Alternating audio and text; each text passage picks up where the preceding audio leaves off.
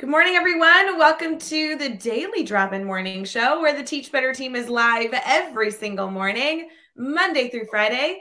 And we are so thrilled to be here on Tuesday, February 15th. We have a lot planned for you, including good news stories, holidays. Obviously, we have a theme this week we're going to continue. We also have a new face, a new guest in the Teach Better family that I'm so excited for you to meet. And of course, we're going to continue the celebrations of all the things going on this week. We do hope they had a wonderful Valentine's Day. And as you fill up your coffee, it's going to be a great Tuesday, too. We'll see you here in just a second.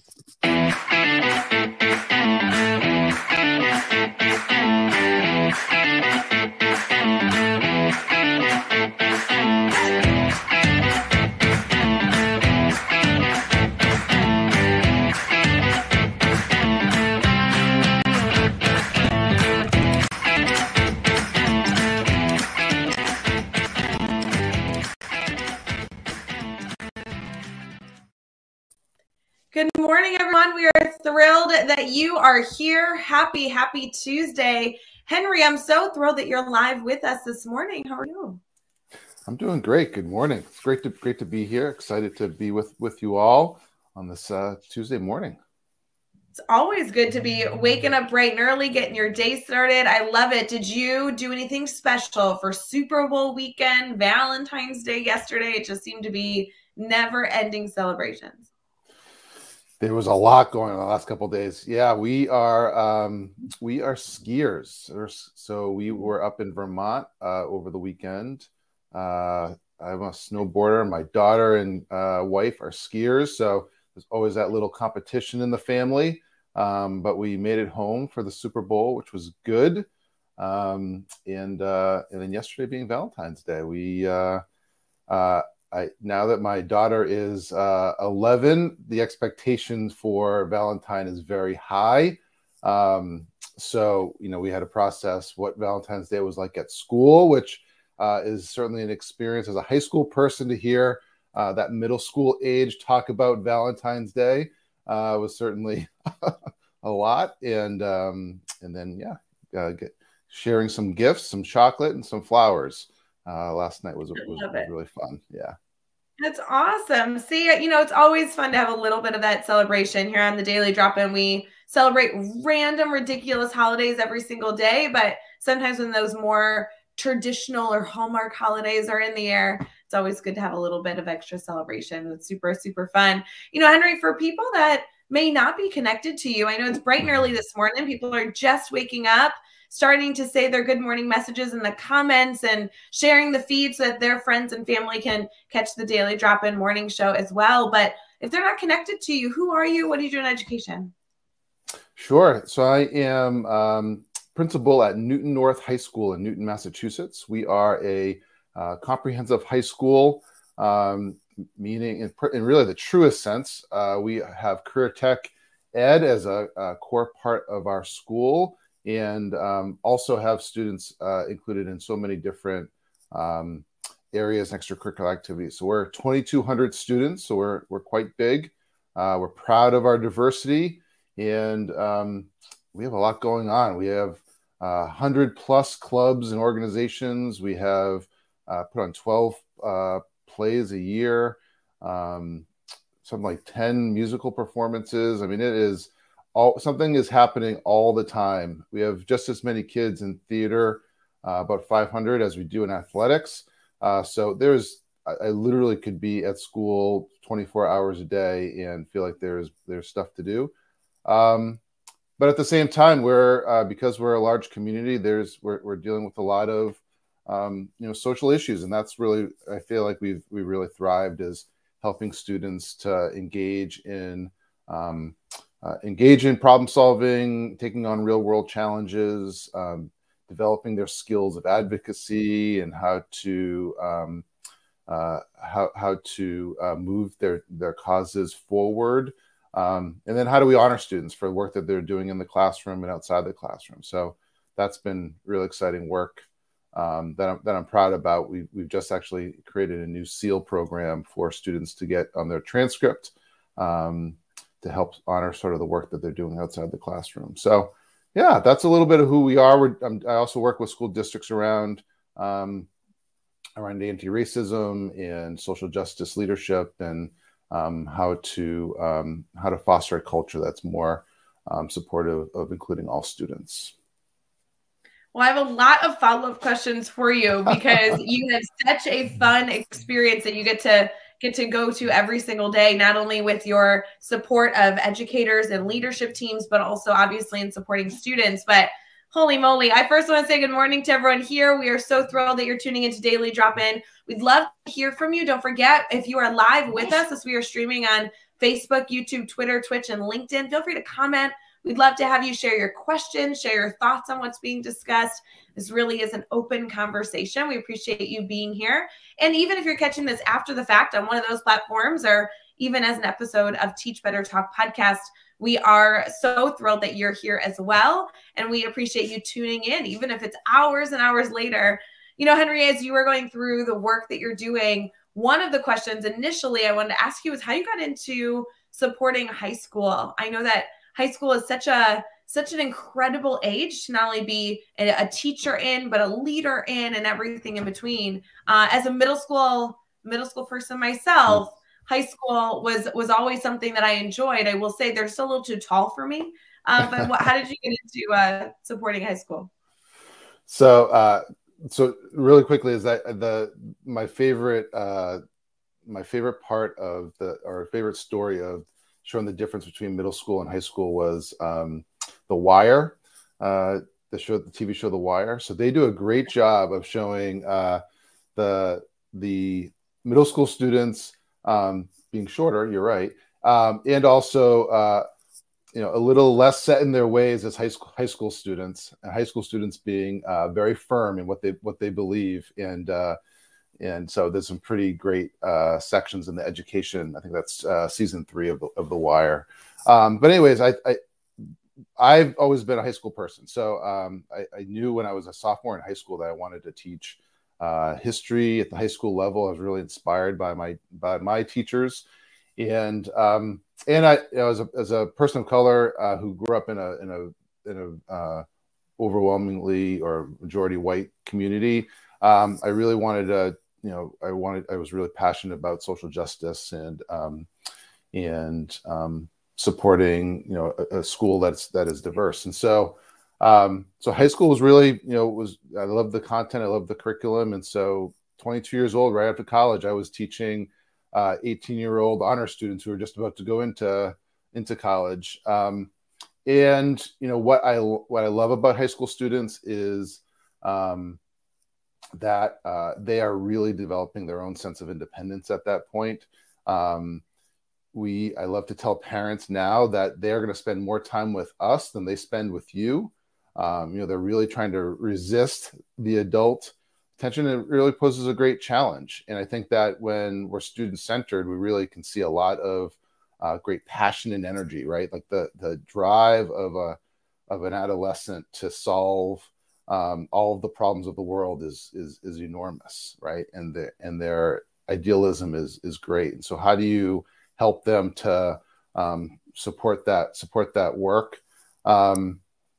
And I also think that I think that there's, because of the number of activities we can offer in large high schools, that's really been a passion of mine as well. So how do we create an environment where there is that kind of school spirit, that energy, right? Where we're going to a game and the gym is packed, or we're going to a theater event and people in the auditorium is packed and people are cheering on their friends.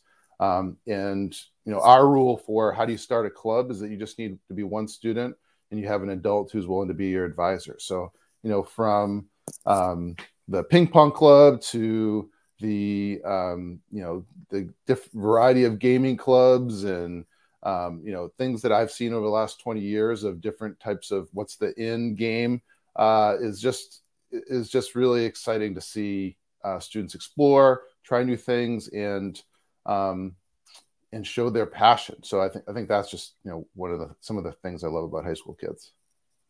I love it. So many people in the comments are actually completely agreeing with you, loving the Mhm. high school age, loving the phase of life they're going through, and obviously continuously saying good morning. We are thrilled that you all are here. Good morning, good morning, Henry. As we dive into this further, I do want to get to some of your passions that you've touched on, but I really want to dig into some of these topics during our brainstorm bank. I will say though, we started a new little tradition at the very beginning of our show. Last week, we had a guest on that shared an app, and this app was focused on, it's called Happy Feed, and where we share our gratitude. And so we actually like at the beginning of the show to be able to do this with our guest.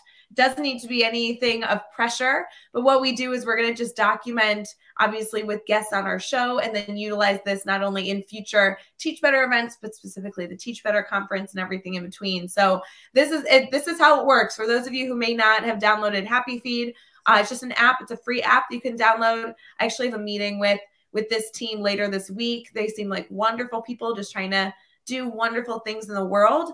I add a plus. I click this plus button here, and we just add one thing we're grateful for. If at any time we're struggling to think of something we're grateful for, there are little hints. The hint today is encouraging us to consider our coffee or things that we enjoy when it is dark outside, which they're mentioning stars and all these little things here. So as you are thinking through what you are grateful for, what you got for us? What can we type in here? Wow. So that prompt just changed my thinking process. I would say that we had a question the other day about what's your favorite activity in your morning commute, and I would say that one of the things that I love to do is I get to drive by the beach on my morning commute. So that is something I'm definitely grateful for. Is whether it's my drive into work, where I get to see sometimes the sun rise over the ocean, or my commute home, when after dealing with a lot of traffic in a long commute, I get to turn onto the beach and just take a look at it. I love it. What a great one. We have that documented and stored, and we're excited to be able to look back at that fondly as we continue utilizing this app and also celebrate with our Teach Better community. We are going to transition here into Brainstorm Bank. It is Tuesday. So as many of you know, we do Brainstorm Bank first, and then we'll get into our good news at the end of the show. We'll be right back.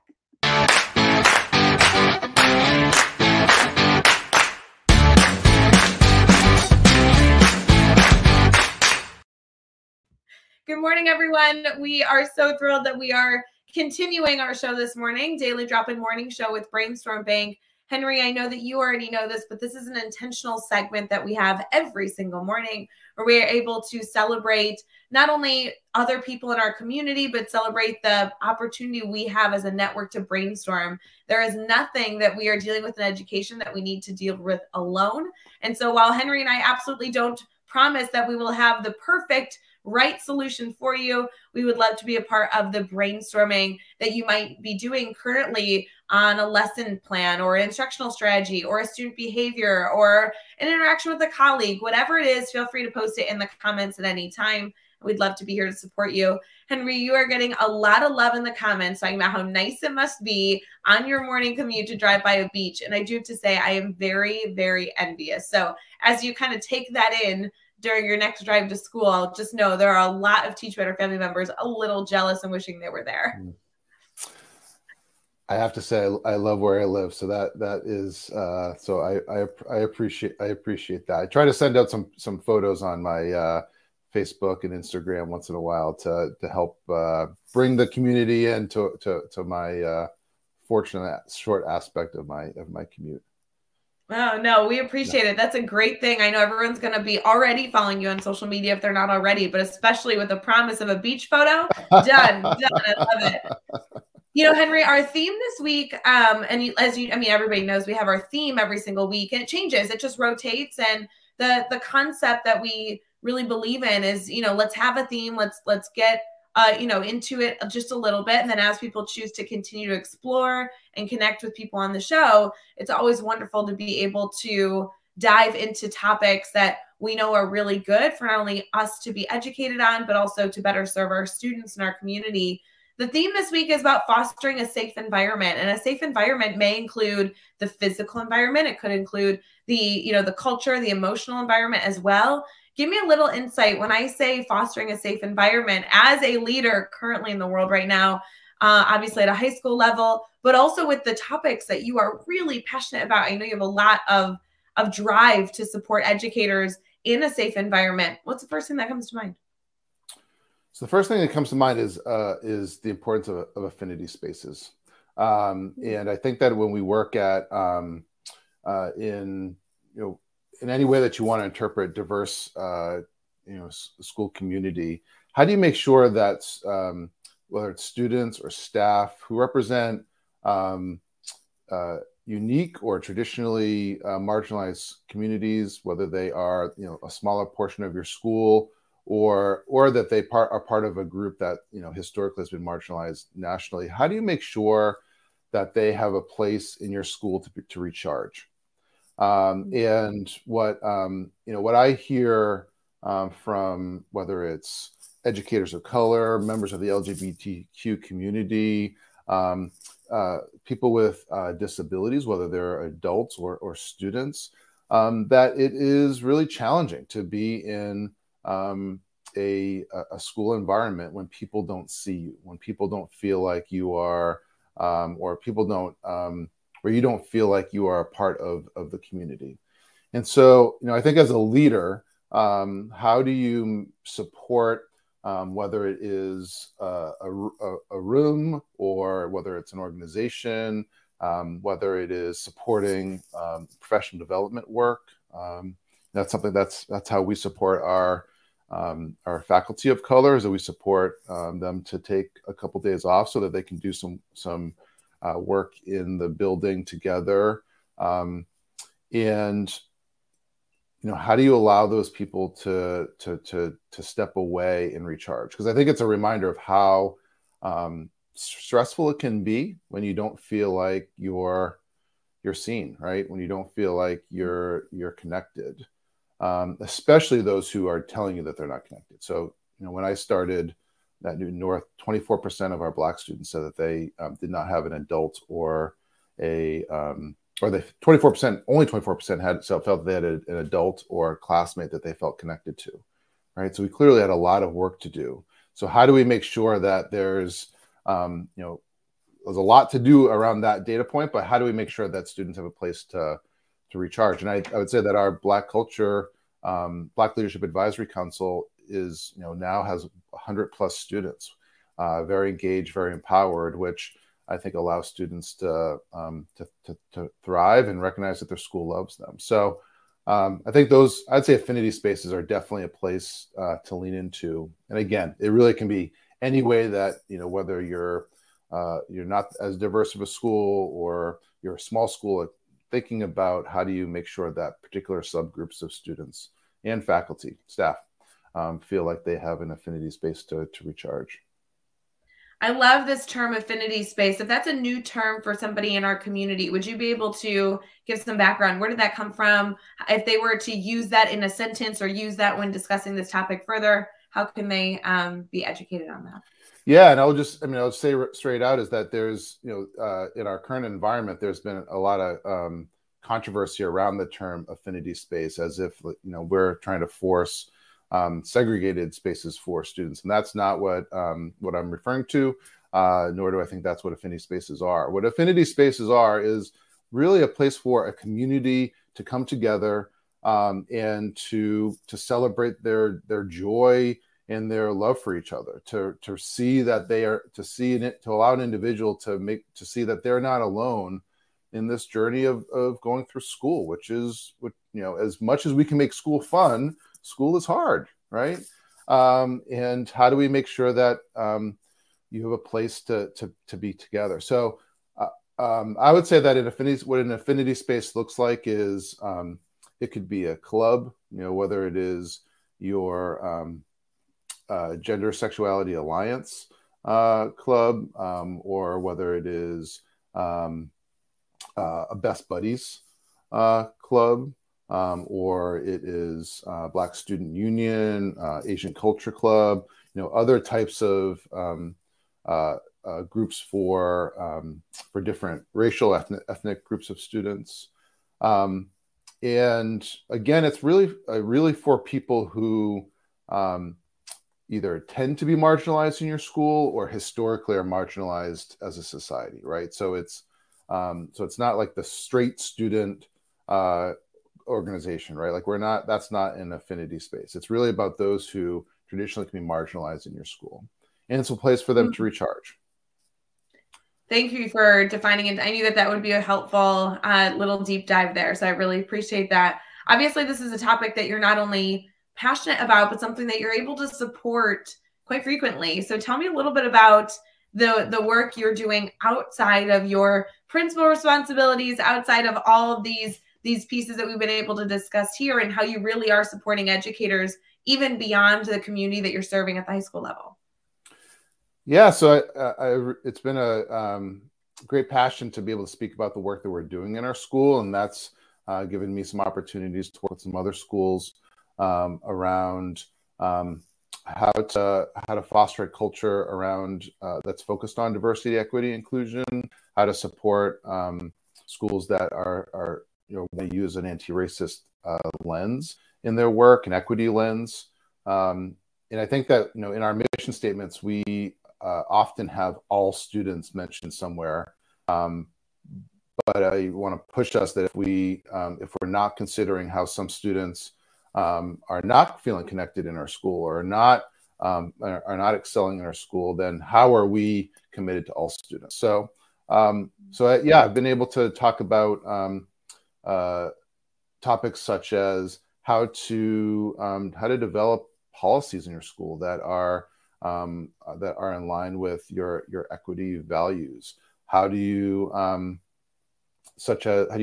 talk about issues such as how we grade students, how we assess students, what instruction looks like so that students see themselves in the curriculum. How do you honor the work of students that are outside of a classroom? So how do we create a school environment that empowers students and honors students for that empowerment? I'm thinking about just a quick story of a student who graduated and is now in college, and she came back and she spoke about her experience and felt like it was her classwork that really helped her, in particular in the story, her statistics course, but it was also being a member of her affinity group, being a member of our honors program for Black and Latinx students, and also helping to, when she was one of the organizers for the George Floyd protests that our students organized in June of 2020 or July of 2020, and she came back and talked about being in a statistics class at her large university and feeling that initially, like, do I belong, right? Feeling like, am I an imposter here, and do I really know what I'm doing? Being both a woman and being a woman of color, right? So, which certainly puts additional pressure on students in a STEM class. And what she found herself one day was tutoring two white male students in the course, and really, so not only having the content knowledge, but also reflecting on the power of that moment, right? And realizing that not only does she belong, but she's excelling, right? And she talked about not only her coursework, but also the way in which she felt empowered in high school that allowed her to take the risk to support these students, but also to know the moment. And I think that that's where all of us can learn. And so that's where I think a lot of the work I've been doing with schools is to help them to create an environment where they can honor that kind of excellence.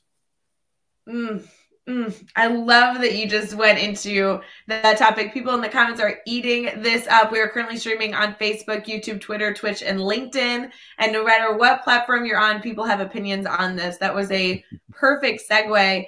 Something that I really value about the Daily Drop-In Morning Show is that we're able to really have these conversations. We're able to be, able to highlight these stories, highlight students doing incredible work, but then also elevate the people that are on the show and ensure that their mission to support others is, reaching a wider audience. But another element that I really am passionate about is wanting to be able to give educators, regardless of where they're tuning in from, whether it be weeks and weeks later or even currently in the moment as they head into their drive for work, some actionable steps that they can take. We have everything in our community from educators that are in their first year teaching, they're classroom teachers, they're just getting started in this field, to educators that are retiring later this year, they're in leadership roles or they serve at a unit office level. If you were to provide a tactical strategy that somebody can choose to explore, whether it be something they explore later today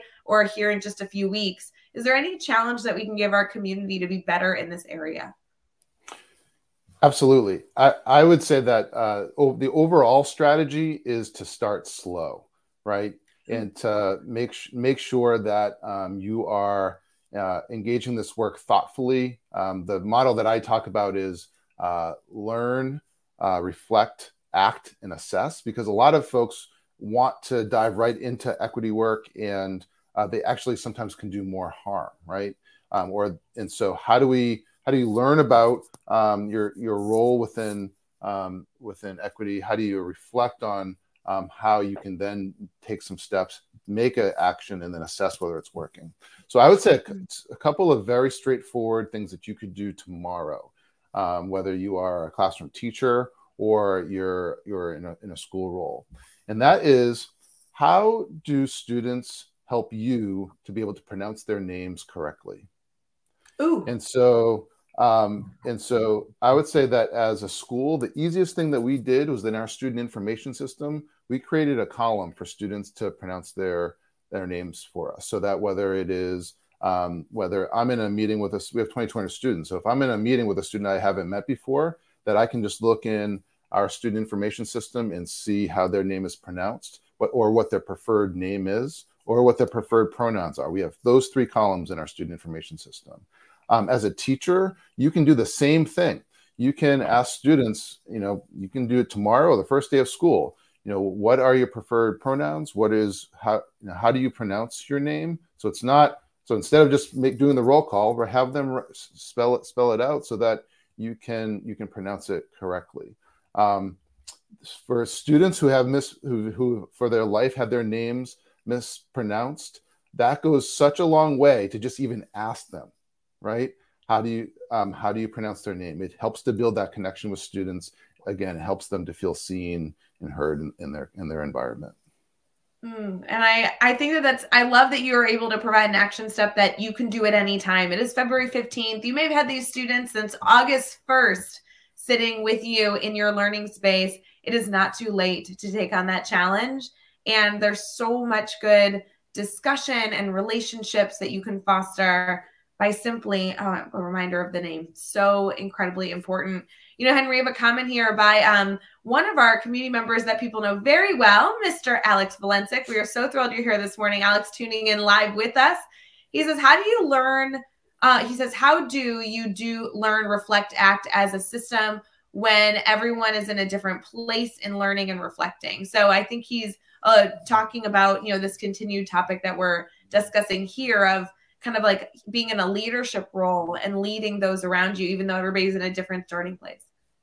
It's a great question. And when we start talking about race, I think there is probably no more place where people are in different places in that work. So that's a great question. I would say that the number one way to help lead that work in terms of learn, reflect, act, and assess is for you to do it yourself, right? So one of the areas where we start is around racial identity. Where are you in your racial identity? And we have some different models. If you can either tweet me, and I can help you to look at some different models around racial identity.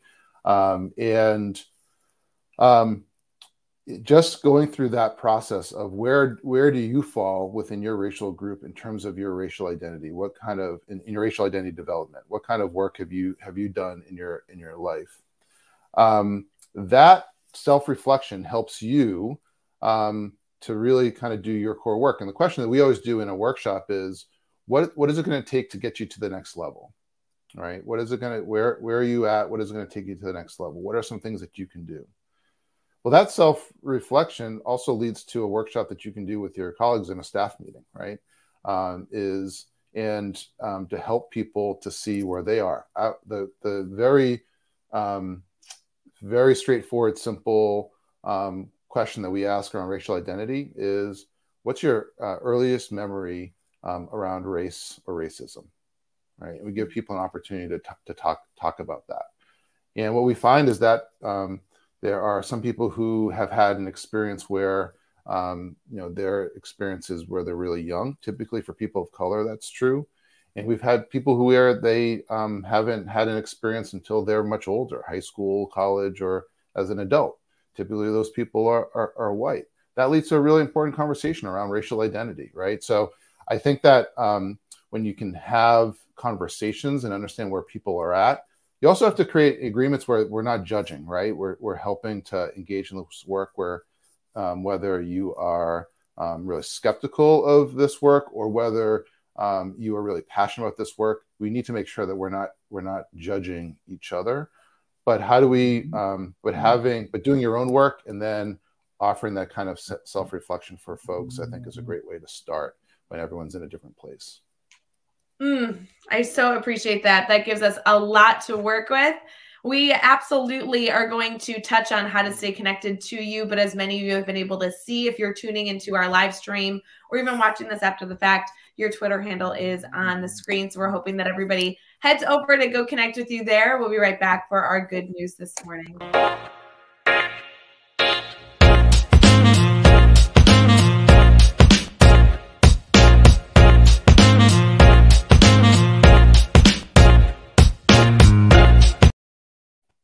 Good morning, everyone. Henry, we've been able to dive into a whole slew of conversations, some great tactical takeaways, and a lot of reflection questions. So I really appreciate you being with us this morning, live, diving into some of this good discussion. People are really responding to it, and I can only imagine this will continue as people are able to tune into the show throughout the day and throughout the week.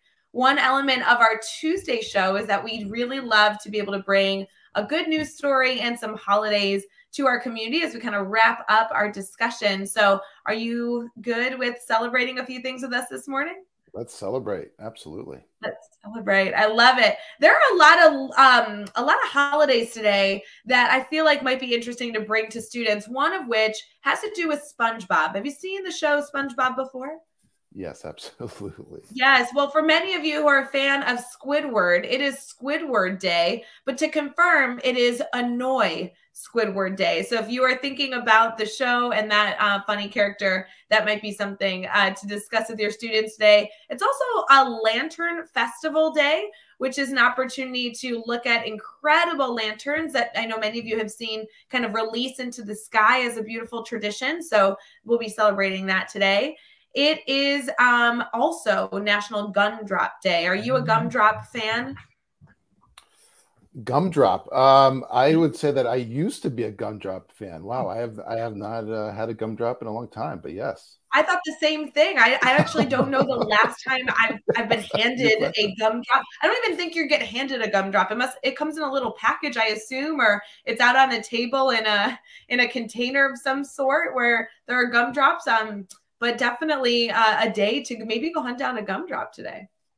Love it. How do you feel about butterscotch? Is that something that you enjoy eating as well? So I was, for my early years teaching, I was a butterscotch aficionado. So I had the Werther's Originals versus the yellow wrapper ones. You know, I would do taste tests of which one do I prefer. But yes, I was a big butterscotch person. Well, Henry, today is your day because today is World I Want Butterscotch Day. So we're not just saying it is Butterscotch Day, but this is specifically I Want Butterscotch Day. So I think this day was made for you. Now that's community action right there. I love it. I love it. I love it. It is also, as many of you know, a lot of other holidays. We got like, 30 holidays today, and they're all different, levels of excitement. I will say something interesting. It is World Hippo Day. And for those of you who are looking for hippo fun facts, I looked up a few yesterday, and I just couldn't believe. Did you know that hippos can't swim? What? I'm Yes, I know. surprised by I that. looked it up.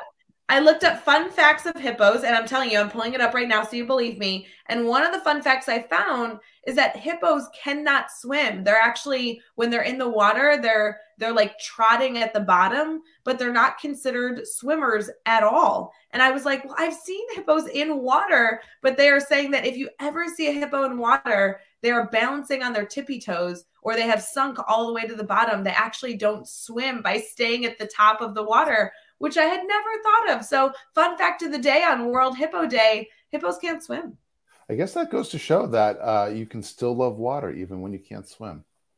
Oh, I didn't even think of that. Yeah. So, for Yeah. those of you who are not swimmers in our community, you can be just like a hippo and still enjoy water. Oh my gosh, what if that would be the worst takeaway of Daily Drop-In? What'd you learn on Daily Drop-In today with Rae and Henry? I learned that I can be a hippo. Okay. Yeah, I'm not sure that that's a comparison that you ever want to say about yourself. I want to be just like a hippo. I mean, they are powerful creatures. I think they're quite cute. I think that there are attributes and characteristics that we might want to be like a hippo. Okay, I mean, all right. this is I'm the open day to of that. embracing hippos. I'm open to that. I like it. So fun. For this morning, we also have a good news story. I did grab just a really sweet love story just outside of England. I know that we are all celebrating the day after Valentine's Day, but I just truly believe there's not enough love in the world. So being able to extend this holiday just a little bit more to share our appreciation and love for others is always something I enjoy. This is just a cute little story that I would love to be able to encourage you all as to utilize as a fun fact when fostering relationships with friends and colleagues, or to even to bring to your students. There is a little town in Europe that is called Lovers. It's called Lovers, and on Valentine's Day they send cards through this community. So as you are sending cards to your loved ones on Valentine's Day, it is stamped with the Lover City community stamp. It is outside of England, and it's very, very popular to be sending postcards through there on February 14th. And while it is a very, very small community, the post office actually only opens on February 14th every single year. So they can put that little stamp of love on the postcards and mail that comes through. They discuss that they get over and they stamp over 8,000 cards so that it can officially say on their postage, sent from Lover. And from this little town in England. What I really enjoy is that there are so many different love stories of couples that have chosen to move there. One specifically is a 71-year-old woman and the 72-year-old man that, as they fell in love, decided to move to Lover so they could have just more love in their life. It says, we've been helping with this community for years, and we couldn't imagine leaving. And they kind of get into some of the fun traditions that they're having over in that little community. So spreading a little bit of love on this Tuesday morning to be able to share in some cute little traditions that exist in the world. I love that. Sounds like that place needs like the Cupid as their mascot or something, right? Their high I school have to tell mascot. you all.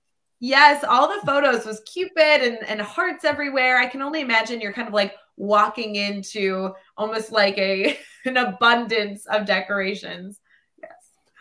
So fun. Hopefully lots of chocolate, and then what are those little heart candies? Absolutely, that should be like Yeah. right on everyone's doorstep. Absolutely. I can only imagine that, most of those communities you assume like have a gas station, maybe a diner. I think this community should only have like a chocolate factory, right? Like nothing else, just pure candy. I think that'd be a great opportunity. 100%, 100%. I am there. Yes, I love it.